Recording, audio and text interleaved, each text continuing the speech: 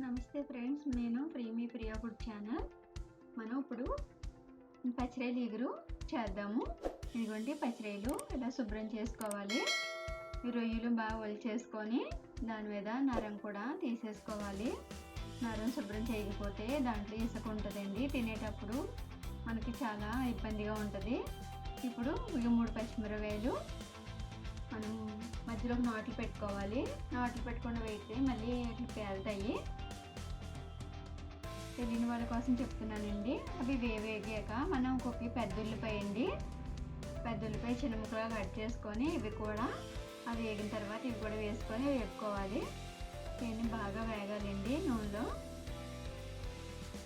ఇప్పుడు మనం దీనికి పసుపు, ఉప్పు కూడా వేసుకొని వేపుదాము. ఇవి పసుపు అలాగే ఉప్పు కూడా వేసేసుకొని వేపుకోవాలి.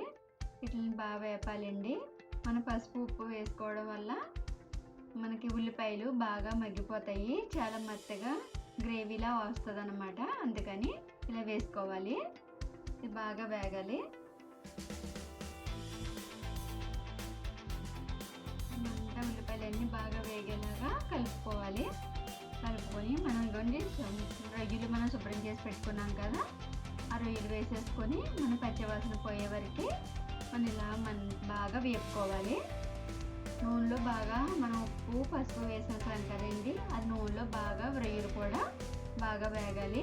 ఇప్పుడు కొంచెం పచ్చి వాసన పోయి కొంచెం మనకి నీటి వాసన రాదనమాట, బాగుంటుంది. ఇలా వేపుకోవాలి. రొయ్యలు శుభ్రం చేసేది మాత్రం నడుము మీద మాత్రం నరం తీసేసుకోవాలండి. అంతా బాగా వేగేలాగా బాగా వేపుకోవాలి.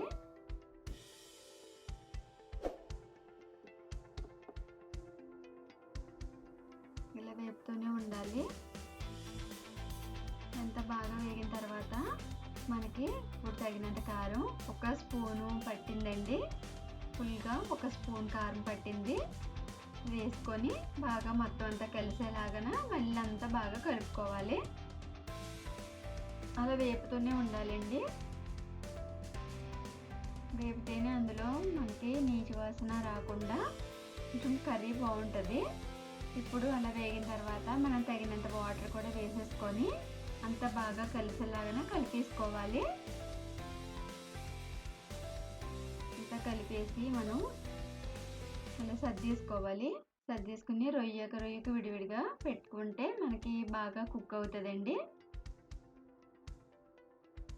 నచ్చితే లైక్ చేయండి. మన ప్రియా ఫుడ్ ఛానల్. ఇలా మూత పెట్టేసుకుందాం. మూత పెట్టేసుకుని ఒక 2 నిమిషాల తర్వాత మళ్ళీ తీసి చూసుకొని కొంచెం దగ్గర పడింది.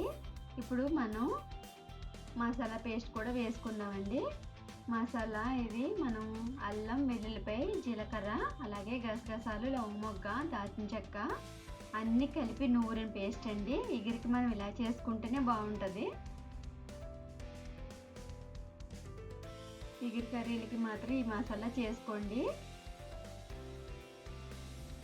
ఇప్పుడు మూత పెట్టేసుకొని మళ్ళీ ఒక 5 నిమిషాలు అలా కుక్ అవనిద్దాము. కుక్ అయింది.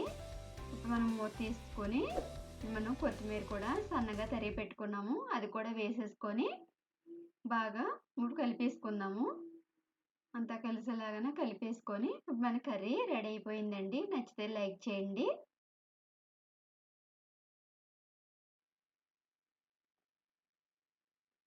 కర్రీ ఇలా బాగా దగ్గర పడనివ్వాలి. గ్రేవీ కూడా బాగా దగ్గర పడిపోవాలండి. అలా దగ్గర పడే వరకు కూడా మనం అలాగే కుక్ చేసుకుంటూనే ఉండాలి.